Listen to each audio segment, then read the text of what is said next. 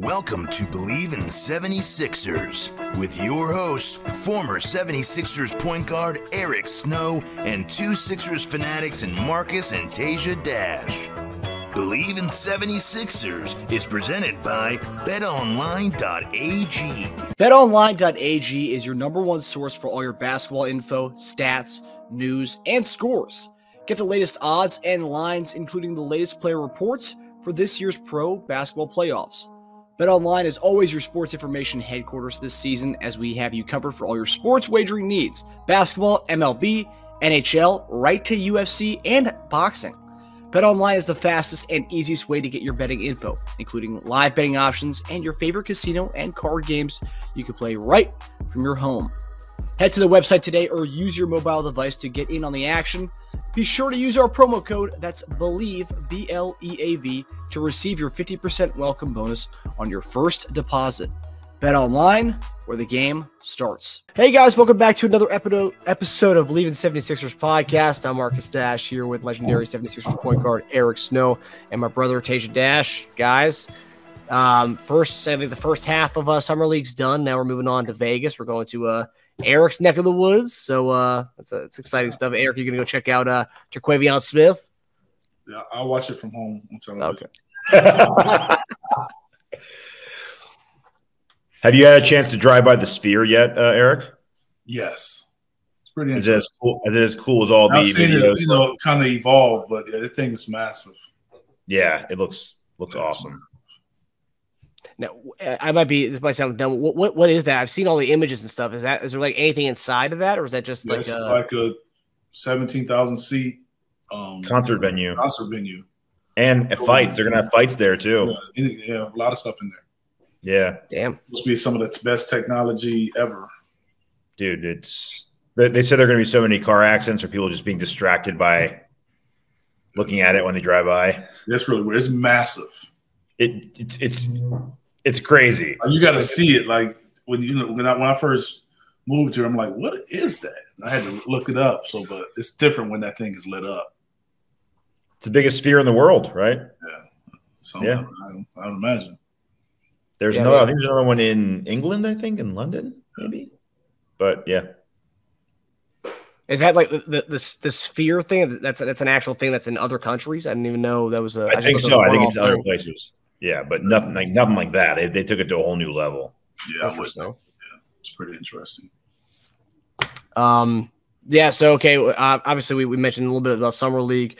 I think one of the biggest takeaways is kind of the athleticism we have in that Summer League squad. Ricky Council, the fourth, I believe he's the fourth, and then Terquavion Smith have been the two guys that everyone's talking about. Are two guys we picked up who were top 50 guys in most experts lists coming out for the draft. So they've looked really well during Summer League so far. But I think the main thing a lot of us Sixers fans are pretty restless about is just kind of our roster and what's been going on with, I guess, the moves we've made or the moves we haven't made so far. Yeah, so we're going to get into all that this episode. I got a quick question for Eric on the Summer League. I know he had a good game last game or 2 games ago. I think he had like 18 points, but are you worried that Springer is not, I guess, dominating more than he is, being like an elder statesman of like the Summer League? No, I mean, I think that he's proven most of it in the G League. You would like to see him be a little more consistent, but we'll see how it goes in Vegas. Yeah, but you look forward to that. I mean, I think that he wants to, especially if he wants to take that jump and into the rotation, and that's a direction they can go. I'm not totally discouraged. I just feel like it's probably time to show a little more consistency. But he's a young guy, and hopefully he's able to do that. Yeah, I mean he's younger than some of these draftees, so it's like even though he's been in the league, he's just a baby. So. Yeah, and also last night's game, too, a lot of Sixers fans were upset the way Springer's been playing, and everyone was talking about Zaire Smith scoring 11 points last night in that game against always trying to start. Good for Zaire. Hey, I hope he resurrects his career. Yeah, for sure. Eric, have you ever seen? Because I mean, not last night, but the 2 games before that, Nurse was the head coach for the summer league. Have you ever seen the new head coach? Yeah, I've seen that.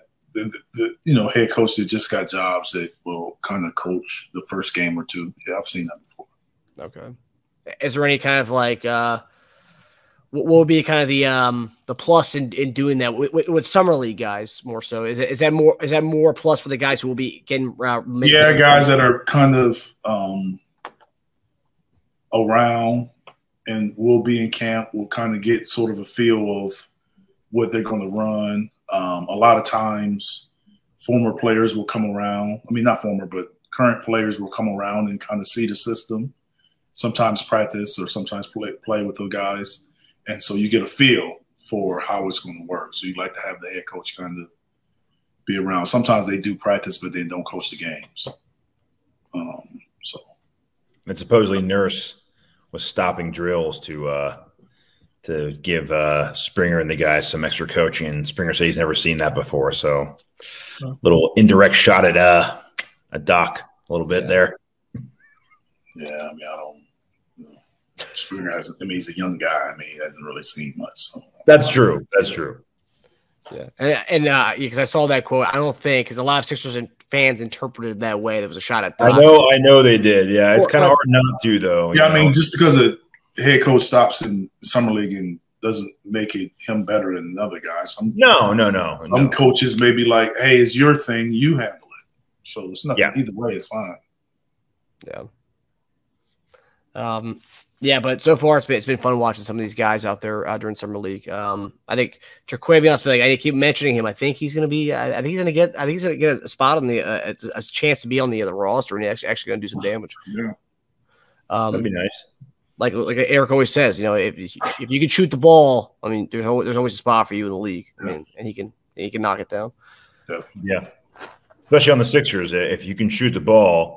Then we'll eventually, cut you for tax purposes, and you'll be able to shoot with someone else eventually, like all the other guys that we let go that tear it up somewhere else. That's funny. That's true. And Isaiah Joe dominated during summer league last year. Yeah. Oh man. But okay, I kind of want to get into the stuff that's been going on with the roster and all the rumors and everything. So last week we talked about by the show this week if James Harden would be on the squad. If we were betting on it, we all thought. Well, Eric and I thought that James would probably be gone if we were to bet on it. But Teja said James would still be on the team, and he's still here. So 1 week later, Harden is still a 76er. There's been speculation that the Sixers could be extremely patient with this process to the point where some analysts see Harden returning to the Sixers if Morey and Philly do not like any of the offers. Also, I mean, there's been that Michael Rubin white party that happened this past weekend. You saw pictures of Harden hugging Tobias and Embiid, and then I think Maxey tweeted out yesterday, like a GIF from Lion King, Hakuna Matata. Everyone's assuming that all things are all good with all those guys. That Harden's has a problem with Morey and how that stuff's transpired with that. Not so much the team aspect. But what do you guys think of the rumors that he could possibly come back and play 1 year with the Sixers and that speculation? I mean, I think it's possible. I said before in a different interview that I felt they wouldn't get a totally committed James if that's the case. But James is also good enough to still be very successful playing that way. That's true. Yeah. So I just don't think it could be very fun for everyone because we still have right now Tobias free agency. So those guys are everyone's, talking about them in their last year. They're going to want to perform in their last year. So yes. How's that going to look? Mm-hmm. I mean, that's the problem with people thinking that James might come and dog it is that if there's already a lack of interest on other teams for him this year, coming off a year where he was engaged, what kind of interests are going to be next year if he just does his whole – I mean, he's going to be a year older, so – that too. I think you know, if I'm assuming how James is feeling, it's more about, well, I mean, you all should be taking care of me, not necessarily worry about everybody else. Yeah. Yeah. And you're right. Yeah, Marks, I did say if he was around after July 1st that he would be here for a while. I just don't see any positive coming from trading him away for peanuts or a bunch of expirings. I think we need to get something of value for Harden, or it'll be extremely hard to recover from that loss. At this point, yeah, I mean, that's the thing about it. That's what's so interesting to me, and that's where, like, from James' perspective, you don't value me as far as the contract, but you value me as far as being traded. Yeah. Yeah. We like you in like this. We like you in like this range, but any more than that, that's what I'm saying. So you don't like to pay me that much, but you want to trade me for what you don't want to pay me for. And you're seeing that a lot of places. Like I read, I read Levine speculation. They've brought him up in trade talks, but every time he gets brought up, Chicago wants a lot for him. So it's like you're throwing these guys' names out there, but the moment you're actually talking to a team about exchanging goods, well, we're not that low on him. We're low on him, as in like we'll get rid of him. We don't think he's a future piece. So from a player's perspective, if you value them like that in a trade, then why isn't that same value in the negotiations? Yeah, I mean, it makes sense. I mean, at this point, you know, what we talked about months ago, as an absolute worst case scenario, he's opting in and playing on 1 year for $35 million. Like, it doesn't sound that bad. Let's say he was a free agent. Let's say it was a 1 year deal last year, and then he signed a 1 year, $35 million deal. I don't think that many people would be complaining about it, but I think since his name was brought up in trades and people want the next bit of news to come out so bad, now they want it to happen. Whereas I think if he was just a free agent and signed, I don't think that many people would be complaining. They would think it's a good deal for him for 1 year. Well, I mean, I think it was the fact that everyone knew he could opt out, and everyone assumed that he was opting out. Mm-hmm. And the news broke that he was opting in, and they were working on the trade. Yeah. So and then it got everyone. We didn't ask for the information; they gave us the information. I know. What? A lot of the we never had a chance to assume how it was going to go. We were told how it was going to go. A lot of problems with all these situations are that we're being told too much. If Blazers and Heat, for instance, were working on a very quiet deal this entire time and not making it so public, and we didn't know all this stuff, it'd be a different story altogether, right? Just it's all being so publicized out there. As far as James, though, I think the only thing that sucks is it's not really running it back, though. We're missing, I mean, not huge pieces, but we're missing pieces off the bench that we had. So we've lost depth, and we don't have the same exact team now. People that love Nurse, that didn't like Doc that much, you can make an argument and say, okay, well, we're getting an upgrade at coaching if you believe that. Is that enough to outweigh the loss of McDaniels, Niang, and Shake? I don't know. I mean, on the flip side, the Clippers might get more desperate if we say we're going to stick with James for a year, and maybe they want to up the offer, or maybe you get like another team to jump in at some point to throw in another player that we like. And, you know, I wouldn't mind those either, but I just don't think there's any sense in rushing it. I think 1 year with James is pretty good for the worst case outcome right now. Yeah. The one thing I will say, because there's a lot of Sixers fans who are kind of making the same point that you're saying, oh, we're running it back, but we're running it back with, you know, guys, you know, McDaniels won't be there, Niang won't be there, Milton won't be there. Look at our playoff rotation. Those guys barely even played besides Niang. But you're still not running it back if you have to change your bench. Yeah. Yeah. I mean, Niang was a huge part. Niang played good minutes. He played some really good minutes when he played. Yeah. McDaniels was traded, and the expectations was for him to be there and going forward. Yeah. So you can't really necessarily look at it and say, well, they didn't play or they didn't play as much or this and that, because all those guys are one injury away from significant minutes and or starting. Yeah. Yeah. And a lot of people wanted McDaniels to play more than he did. So yeah, you have a guy who people wanted to play more. You have a guy who played really well when he was thrusted into a starting position in Shake. And you had Niang, who, I mean, yeah, he was inconsistent last year, but 2 years ago, but last year he had a lot of big shots. He had a lot of big threes. So, I mean, he played his role really well. Yeah. And we didn't replace that shooting at all. You know what I'm saying? He played his role. That's why he was able to get a contract somewhere else. Yep.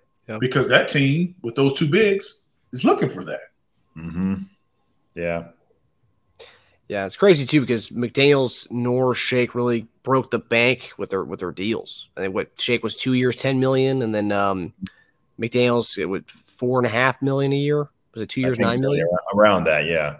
So, and Niang got paid. Niang got paid, and you also go deeper. Matisse got paid, but the other two didn't really break the bank. So I mean, it wasn't What's like got to do with this? Now, I was going to say, you're bringing Thibault back into this. Yeah, I was saying, I mean, we traded Matisse because we wanted to get below the apron. Okay, that's fair. That's fair. Okay. I mean, I think it's the years also. Yeah, what did Matisse get? 3, but one's a player option? The years from all those guys that you named. Yeah, everyone was the Sixers might only offered those guys 1 year deals. Oh, I think that's all we're offering. That's why Reed's taking so long. It's interesting. Yeah, it's interesting why we want to keep that next year fresh. I mean, is the free agent pool that good next year? I mean, I don't understand why we want to have why we're just banking on next year. For me, I'm just scared of the fact that we're kind of waving a white flag for this year. We're going to kind of have a patchwork kind of lineup, and then next year we're going to go all in when Embiid. It's not a white flag. You just said we're running it back. How is it a white flag now? Well, we're running it back, but running it back with what, like with half our bench gone? I mean, I just don't understand. Is next year's free agency that good where we're going to kind of throw up our hands like, you know what? I mean, when you say running it back, you're basically talking about the starting starters. The core. Yeah. Top 7 or 8 guys. Yeah. The core of the team. I guess I mean. And for the most part, that's what you have outside of, Niang arguably could have been the 7th guy. Yeah. Yeah. I guess minutes wise, I guess Beverly will take over a lot of this, even though he's not, he's not the shooter Niang is. He doesn't play the same role, but I guess he will take a lot of more minutes from there. Yeah. I mean, you look at Denver. Denver technically ran it back, and they added a couple guys. Yeah, and those guys were key guys too. Yeah. Brian Windhorst reported, I think 2 days ago that a lot of Sixers fans made a joke about it, but he reported that the Sixers, that Daryl Morey has something up his sleeve. He doesn't know what it is, but he has something up his sleeve. He didn't really say what it was. But then we signed Montrezl Harrell, and so everyone's like, "Oh, is this what Brian Windhorst was talking about?" I doubt it, but yeah, I mean, I don't know. That could be long term. It could be this year. Who knows what that even means? How long's that sleeve? Yeah. No, we'll see. So the other reports, obviously, Teja mentioned Dame, that whole situation, which it's getting a little. It seems like it's getting a little chippy in the Portland with fan base. But I also think the Dame Lillard thing slowed down the James thing. Yeah. Yeah, we could be a part of that for all we know. Not for Dame, but we could just be trying to. I believe that slowed things down too. Yeah. Yeah. And some experts still believe that the Sixers could be one of the ones to get Dame Lillard. Tim Bontemps predicts Dame Lillard will end up being a Sixer. And this will happen by sending assets from Clippers from that we get in the Harden deal to the Blazers along with Tyrese Maxey in exchange for Lillard. So that's what he's kind of drummed up. Brian Windhorst has said on many occasions that the Sixers really value Maxey and will not trade him for prime Michael Jordan, is what he said. I think he was joking a little bit, but essentially, yeah, he's off any trade block. He's off it. We're not trading for anybody. So my question is: so would you guys rather have a team of Lillard and Embiid or Maxey, another star, obviously lesser than Lillard? And Embiid, or so are we just a better team with Lillard instead of Maxey and Harden? This is kind of my question when it comes to that, because Sixers fans are all kind of all over the place when it comes to this Lillard speculation. I don't know. I just want a team that can get us past the second round. I mean, whatever that team's going to be. I mean, that's what we all want, right? Yeah. think the speculation is it could work either way. I mean, but this team that we had was good enough.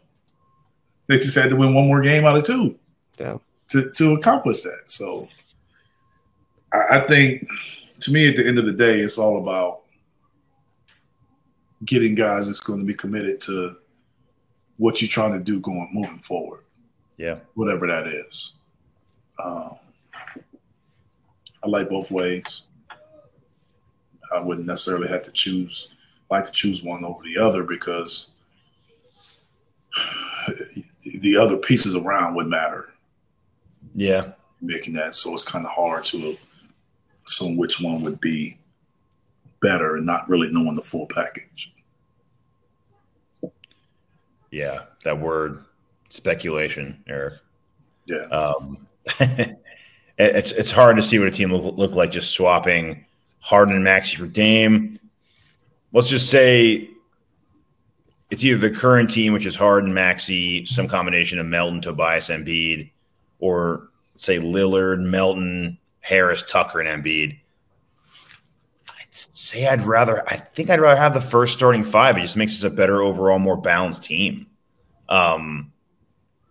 Plus, I know it's all about the window with Embiid right now, so it's stupid to be like, well, Lillard's going to be making 60-something a year when he's 36 years old. I mean, I don't see Lillard declining that much.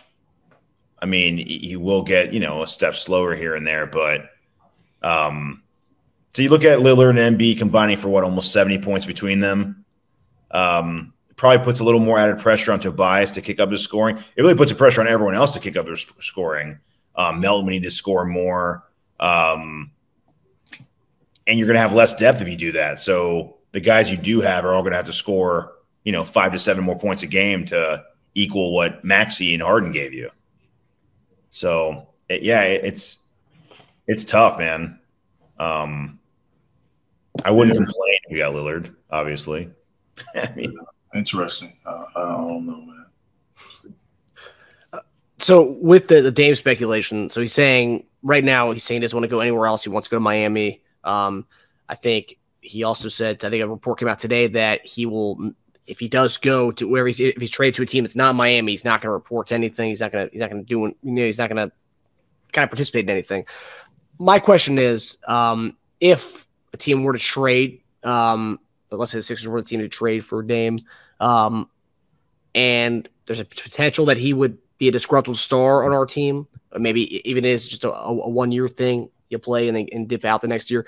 Would he be worth a chance for that? Like, if we were to trade for him, would he be worth kind of risking that? A guy who may not want to play at all?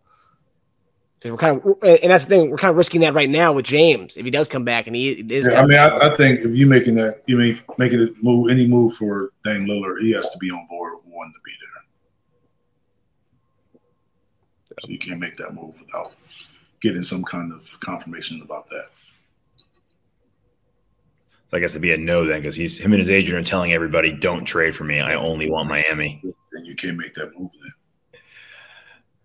There's been a lot of back and forth on this period, Eric. What's your take on just in general what's happening here with the players signing a long-term deal, extending, and then saying, "I only want one team, and that's it, and I won't go anywhere else, and I'll be unhappy, so don't trade for me." Because a lot of people were saying that the Blazers, a player commits to a team long-term, and the team trades him, and without giving him a choice. So it's about 4, 5, 6, 7, 8 guys, whatever in this league that has a little juice. Why people get mad when they use it? Do you think there's a compromise to be made, though? Because I go back and forth on this. I think, okay, if you trade him to Charlotte, yeah, I'd be pissed off if I was Dame. Like, don't do me like that. I've been good to you, right? But to say trade me to a contender, but not one team. Like, Philadelphia is a contender in the East. It's not a bad city to be in. You have the MVP with you. He'd come to a team that was very close to contending for a title and dog it with a good team. I understand Charlotte are really bad. We really don't know, because maybe he said, if you're not trading me to Miami, I'll just stay here. Yeah.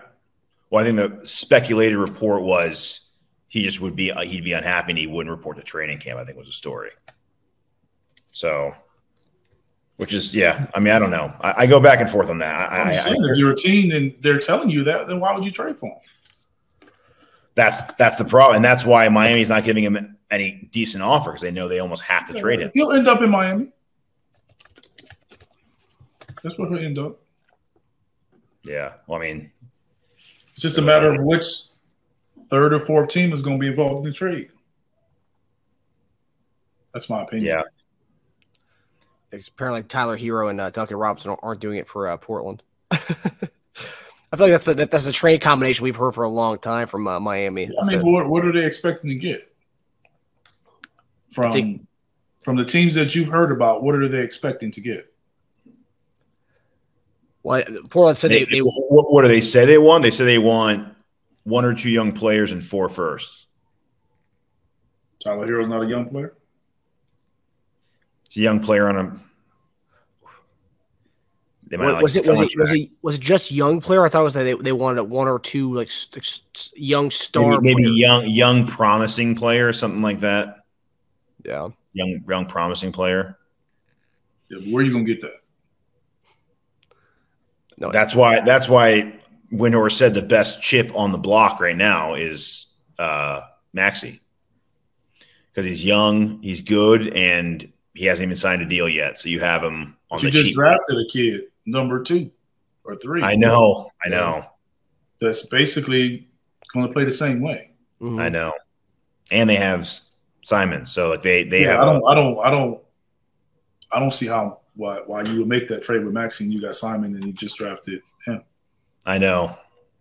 I guess that as pure asset, maybe they'll just trade Maxey somewhere else. They think they can get more draft picks for Maxey down the line. I don't know. I don't know. No, I just don't see it happening with the Sixers. And then Brooklyn, so they'll get involved and take Hero, but then they also want stuff for taking on Hero. So it's like, well, and they want somebody will take Ben. Eventually, somebody will take him. Yeah, but I think that team also wants assets. I mean, Ben may need a place like Miami, man. Get some Spo and Pat Riley structure. Make that kid an all-star again. Might be what he needs, man. It's true. Him and Bam on the floor, though, we got like a combined like 10% from 3-point. Not bad. Yeah, but they win. Dame's gonna have to. They go past the second round. They do. Yeah, that's true. I can't. Clown all you want, but I'm just saying they go past the second round. No, it's true. Hey, look, I get why he wants to go there. They've been to more finals than we've been in conference finals in the last 4 years. Aw. I get why he wants to go there. I'm just saying, so we can't clown a team that's doing that. Like we got to be honest. Now we clowning them. True. Yeah. But Butler didn't want to leave Joel. Butler would love to play with Joel. So I think it's funny that Dame doesn't want to play with a guy who wants to play, that the best player on the team he does want to go to wants to play with. So it's like, it's just funny. Yeah, but Dame is also a number 1 option, and Jimmy was okay not being the number 1 option. Yep. Yeah, that's true. Which goes back to our all-star or superstar talk, Tej. Dame comes over there. It really doesn't go back there. No, it doesn't, because he didn't name Dame Lillard on that list. Huh? You never said Dame Lillard on that list. Yeah, I mean, yeah. Is Dame Lillard not a superstar? He up there. Yeah, I think Mark, if he goes to Miami, I think if he goes to Miami 5 years younger, I think he would be a superstar. Yeah, if he goes to Miami if he went to Miami when he was 20, like 7. He's up there. I mean, it's hard to say. Like Dame is up there, but he's sort of a tricky guy because it's like, do you consider him like Steph and LeBron? Even though talent-wise, or maybe what the success he's had, he could be right behind Steph. But from a whole package, do you consider him that? Or is it because of the market he's in? Is he like that? If Dame Lillard would have did what he did in New York City, it would be different. Yep. That's all I'm saying. It's true. If you played like that in New York City or LA, it would be different. If we're going by the criteria of is he worth paying a ticket for? Absolutely. Dame's really fun to watch. He'd be really fun live. So if it's just a pure like you pay money to see him, then yes, I would say he's a superstar. Yeah, that's what I'm saying. But a lot of people aren't knocking down. A lot of fans aren't saying, "Hey, I got to see when Portland's playing." Yep. And that's not knock on him. That's just it's knock on them. Doesn't have really. I'm saying the team doesn't really have a big following like some of these other teams does. Yeah, let's put it this way. If you paid a lot of money for the Portland tickets when they come to town and Dame is not playing, you're really pissed off. Disappointed. Yeah. Yeah, that's how I felt the last 4 times I've gone to see Embiid and he didn't play.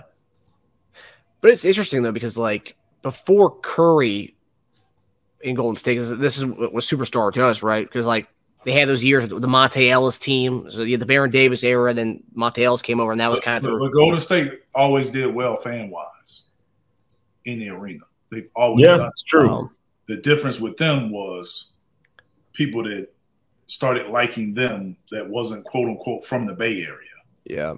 So they brought in fan bases from, everywhere. Mainstream. We're Golden State and all of that. So that's what they did. They locally has always performed well from a fan standpoint. Mm-hmm. But they work in that. You got the whole Bay Area is only one team. It's not like LA where you got 2 teams. It's just one team. So that's true. They always did well. And it's a heavy basketball area. But there were rumors that Lillard wanted to go there before they traded for Paul. Yeah. Which that got people were killing that because everyone keeps going back to the whole running from the grind comment that he gave Paul George, and he wanted to go to Golden State, which is, that's a grind now. Is it a grind? If Lillard went to the Warriors, it'd be a grind. Yes. Be fun to watch. And it's his hometown too. I'm sure that also. Yeah. That's what is different. Yeah. Yeah. I think why I like the whole him coming to Philly, because I think other than everyone, all the analysts pretty much said basketball fit wise, Philly is like up there, top 2, right? But beside that, off the court stuff, it still would be considered a grind. You'd be responsible if we went past the second round. Lillard would get a lot, if not all, the credit for taking us past the second round. So it would sort of still be a grind for him, even though he's going to a contender with the MVP. And Philly's kind of the villain, right? And after this, he will be looked at like a villain across the NBA. So Philly's a good place to go to if you want to embrace the villainhood and still grind and compete. But Miami. Yeah. Yeah. Miami or South. Yeah, I believe it's Miami. Has Lillard ever gone past the second round of the playoffs? Yes. He has? I thought they lost in the conference finals to Golden State one year. I don't remember. I have to look that up. You can also say that'd be interesting too if he's never gone past the second round coming to a team. I think they went to the conference finals one year and just they lost. I don't know what year it was. You looking that up, Teja? No, I can though. Oh. Be nice for him to unite with another team if that were the case. But I'm gonna say I think Eric's probably right. I'm gonna go with Eric on this one. Yeah, I have to we can go to the next topic. I'll let you know. Okay. All right. So next topic. Everyone's been talking about Joel Embiid being amongst one of the next stars to request a trade out of his current team. Yeah, and he had a tweet this past week, cryptic tweet where he just said the Watcher. So Joel continues to do his trolling on Twitter by just doing random things like just writing the Watcher.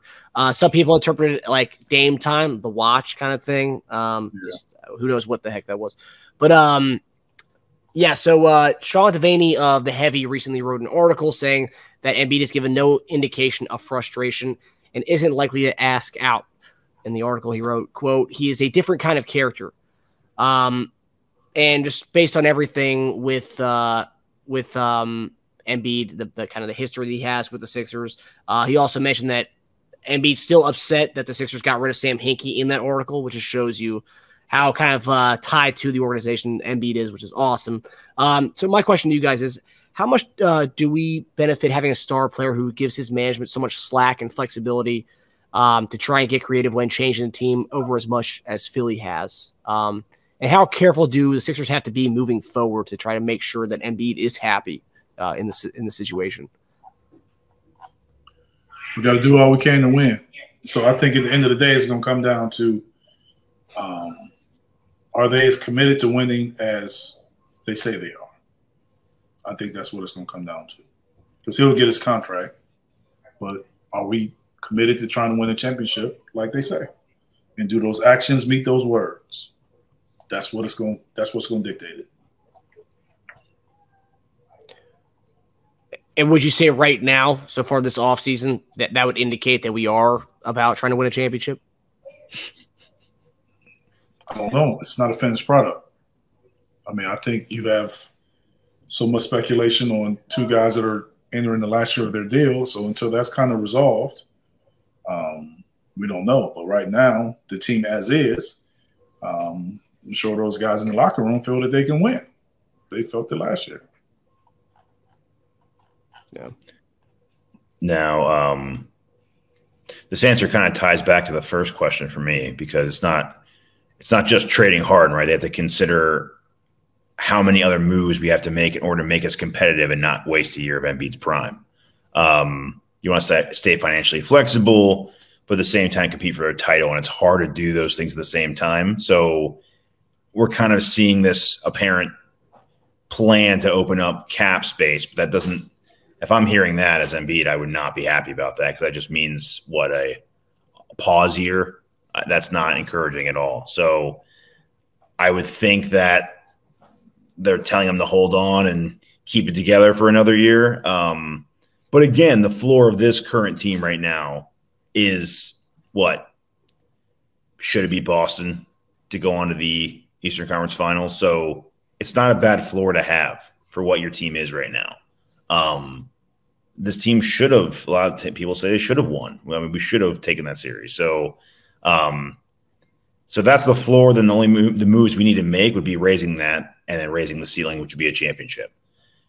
I don't know if you can have a 50-50 balance between competing for a title and staying financially flexible. I just think it's too hard. They're obviously trying to by getting all these one-year players, but I think that's probably why they're really pausing on taking any Harden trade that comes up, because it's a big move you're making here. And how many more moves do you have to make after that? If you get Terrence Mann and Powell and expirings and first-round picks, that's not moving the needle for this team. So then you have to make another move with those assets and trade those players. And it's a huge mess. That's why, we better hope Wendy's right when he says Morey has something up his sleeve, because if he doesn't, Embiid's not going to be that patient for that much longer. I think he's got one more offseason after. I think after next year, Embiid will, if there's no progress there, Embiid will go to management. And asked to go. You think you would request to leave? It depends on how the season. I think it depends on how the season goes. Oh, so you think it's like this season? I think it's a yearly basis from here on out. Yeah. I mean, how let's say we keep our roster. Let's say we can't find a Harden deal, and he goes to Joel, and he's like, "Look, it's a great team. We should have won it last year. Let's just run this back. Say it doesn't work. All right, well, Joel, it just didn't work. Let's go back to the well and see what we got." It's like, man, you just can't do it with me here. It's not happening. And especially if guys like Lillard are doing it, that makes it that much more likely that Embiid will eventually do it too. And what? Lillard's 32. Joel's what, 29? He'll be 30 right? next offseason. He'll be 30. So 30. We'll see. One more year after that, 31. He's coming very close to the Lillard age. And a lot of people said Lillard did it too late. That's what a lot of criticism has been. You should have done it years ago, right? So that's where Embiid is right now. Yeah, I think with Lillard, he should have did it once they traded CJ. Once they traded CJ, then you knew what they were doing. Because he extended after that, didn't he? Did he sign an extension for 2 years? That's when he should have been like, time to go. But look, every move we made so far looks like we're saving up for something. If not a trade and moving of parts, then to retool next season, that sounds crazy. Yeah. So not extending Maxey, not going any beyond 1 or 2 years for Harden, and not putting up the dough. All 1-year deals that we're doing, it all looks like we're just saving up a big load of cash. I don't know what for. They're going to that's what it sounds like. Throw $50 million in OG Anunoby. I mean, like that's going to solve our problems. I don't know. We'll see, man. That's what I'm saying. It's just so many uncertainties. Like we just assuming, guessing. And maybe I also thought of this too. So maybe Morey's like, we have a new coach. Let's see if we can take the same core and if new guys in the locker room with our new assistants and nurse can do something more with what we did, because we were so close. If we just have an edge in maybe coaching to get us over the hump, maybe we can get to that next round. I don't know. Again, more speculation. Yeah. That's what Keith Pompey said today. He said that they feel that the same team was so close to winning it last year. They feel like with a coach who makes better in-game adjustments can be the thing that kind of puts them over the edge. But they're not sure of that. Otherwise, they would have signed Harden to a deal. Yeah. Well, so it's a 1 year, like, let's see. It's a trial is what it is. Let's see if this works with this. Yeah. 1 year of letting Nurse coach Doc's squad. And then if that doesn't work, okay, it didn't work. Let's just, move on with all that cap space we'll have next year. And there you go. And then how long is MB going to be okay with this? Let's try this. Let's try that. Let's try this. With the cap space that we're opening up, we'll be able to bring on 2 max players and then also extend Maxey next year. Is that what? That's what I've read online. Correct? We don't know, but basically what I'm telling you is those guys, if they're getting that much, they're going to have to want to come because the team that they're coming from is going to give them the same amount. So yeah, I think that's harder than people realize. To look at Van Fleet with Houston. They ended up paying him, I think, 10 to 15 more than everyone expected him to get on the open market. Man. So, are we the Rockets? No, but still, guys, that's been the Rockets. All their best players are young and their contracts aren't up yet. But so they can pay guys up until that point. It's a minimum amount you have to spend too in the NBA. So we have to remember 6 to 7 years service starts at 42.5, I believe. No, I'm saying it's a minimum amount of salary that teams have to spend. Oh, yeah, a salary floor. Well, they have to pay people. Yeah, but even like the other way too, like you have to spend. I think the minimum for a max for 6 to 7 years is 42.5, and then it jumps to I think 8 or 9 years. I think 9 years service goes like 47 or 48. So. No, we wouldn't be able to afford 2 of those guys. We'd be able to afford like one of those guys and like another $25 million player. Well, that'd be interesting. And then sign Maxey and then forget about your salary cap and your aprons from there on out. We'd be way over at that point. Yeah. So talking about to end the show. So we have done some things. We mentioned some of the 1 year deals we've given out. So we've brought in 3 guys. 1 guy's returning, which has kind of shocked everybody last night. But so the Sixers have signed Pat Bev, Mo Bamba, who's one of Embiid's closest friends. They work out with each other. They have the same Drew Hanlon. They're both the shooting coach. And then obviously we brought back Montrezl Harrell last night, which a lot of people were shocked by that. And also in that same report, when we did sign Montrezl Harrell, the Sixers have still every intention of re-signing Paul Reed to a contract. So we'll see with that. But what are your thoughts and feelings on these moves we've made so far? I mean, Pat Bev, I understand. I mean, you can always see he can fit, play the guard position, scrappy, bring a different energy to the team in the locker room. As far as the bigs, I'm not sure. I guess you need a center. And Mo Bamba, a young guy, I would take a chance on him. Yeah. Montrezl Harrell, I guess, is a guy that you have that was already in your system that could be a player if needed. So I don't necessarily see a knock on the move. I don't think the move should be made in place of Paul Reed. I think in addition to him, you have a guy that's, if he's okay with his role and he's okay filling in when need be, then I don't see a problem with it. Do you think with the signing of Harrell and then getting Bamba, do you think this means that we'd be more inclined to, if we did sign Reed, to move him to backup 4, seeing how we also didn't replace Niang? I could see him playing more forward, yeah. Because then we'd have like 4 or 5s at that point. It's, I think he can play some 5, but I think they're probably envisioning him playing more forward. Yeah, I like the Bamba move. 1 year and off the books. He shot well for Orlando. I think he had 2 straight years of like 38, 39%. He did not shoot well with the Lakers, but if he can go back to that Orlando time of protecting the rim and shooting 38%, that's a good move. That's a great time to take a look. Yeah, it's a good buy low on him. What was he averaging? Like 11 and 8, like 3 years ago. So, I mean, granted he was playing 30 minutes a game, but still. I agree with Eric. I like the Bev move. 1 year and off the books. Great team guy. Good defender. Another dog. And if we did throw in Tucker to a deal, we'd still have a dog on our roster, which is good. Always got to have one of those guys. Harrell, I'm not going to kill like everyone online. The best explanation I've seen is that they had a wink deal to say, hey, opt out, go see if you can find a better contract. And if not, we'll bring you back. Because I think signing him instead of him opting in, we saved $800,000. So in that respect, yeah, that makes sense. He's close to Harden. I heard Harden's the one that's kind of responsible for bringing him in the first place.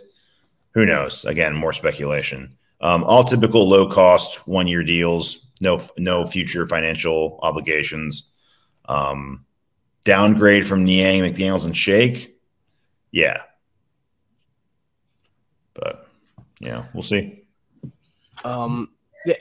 Before we came on, because one thing I've kind of read online, just the fact that we're bringing in so many bigs, does this mean – this obviously you got your guys' opinion, but does this mean we might kind of scale back Embiid's minutes this year and bring in so many bigs that we actually, have more of a reason to – I mean, you have more kind of backup flexibility to kind of give Embiid more rest with having so many bigs. Do you think that could be a possibility?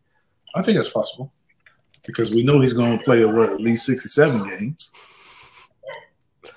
Yeah. So I can see that being a possibility. It's needed too. I mean, you want to have him in the playoffs. I mean, I think the more you can cut his minutes down, I think it's always helpful, especially if you can do it and still win. Yeah, Teja, I know you're a big proponent of scaling back Embiid's minutes so he's healthy for the playoffs. Even one of those. We're doing that with Bamba. Is that what the plan is? Doing it with Bamba? You name it. We have 5 to choose from. No. I would think it's Bamba. Hey, Bamba killed us. What was that last year? He torched us. Yeah, it was I think it was 2 years ago. Last year. Yeah, the 7 threes. Yeah. Hey, look, again, if you can go back to – if you're saying every time Embiid's out, we have 2 years ago version of Bamba, Orlando version of Bamba, hey, you can still play him with – if he shoots 38%, you can still play Paul Reed next to him with backup 4 minutes. So yeah. I don't think it's – I don't think – it's a low risk, could be high ceiling move for Bamba. Yeah. Which can, yes, save Embiid some minutes. Yeah. As far as available guys. By the way, guys, 2018, 2019, Portland did go to the Western Conference Finals. Oh. Lost to Golden State. Yeah. So everyone keeps talking about how like we're bringing in bigs, not bringing in wings, because that was kind of our problem last year, not having that many wings that kind of go against the Jaylen Brown and Tatums of the world. There's one guy that's out there that's kind of the big name that everyone's talking about as far as an available wing is Kelly Oubre. would that be a guy that the Sixers should be targeting? Forget about the Harden, whatever trade we can try to get with that. Would that be a guy we should be targeting, or a guy like Bull? I mean, he could help us. I like Kelly Oubre could help us. I think he definitely. Athletic Bull, another big man. Well, he's not really a big man. He's a big that plays the perimeter though. But yeah, Kelly Oubre could definitely help us. I would lean towards Oubre. I mean, he's a chucker, but we need more juice off the bench anyway. So yeah, maybe a great. I wouldn't mind it at all. But we got to see what happens with the Reed's contract though, because anyone could swoop in at any time. There's a lot of teams with money still. So yeah. I know Nets fans are clamoring for Paul Reed. I've seen a lot of that. Nets want them to go get Paul Reed. So yeah, I don't know. Don't get it. But do you think anything happens on the Harden front or Dame front by the time we meet again next week, or no? Same as today? I don't think anything's going to happen from the Harden standpoint until the Dame or Lillard thing is settled. So we'll see. Especially for those teams that are going that think they have a chance at Lillard who don't get him. You can't make a move until that's solidified. Yeah. You never know what you're going to have to include. Everyone's waiting for Dame time. Yeah. Sound good.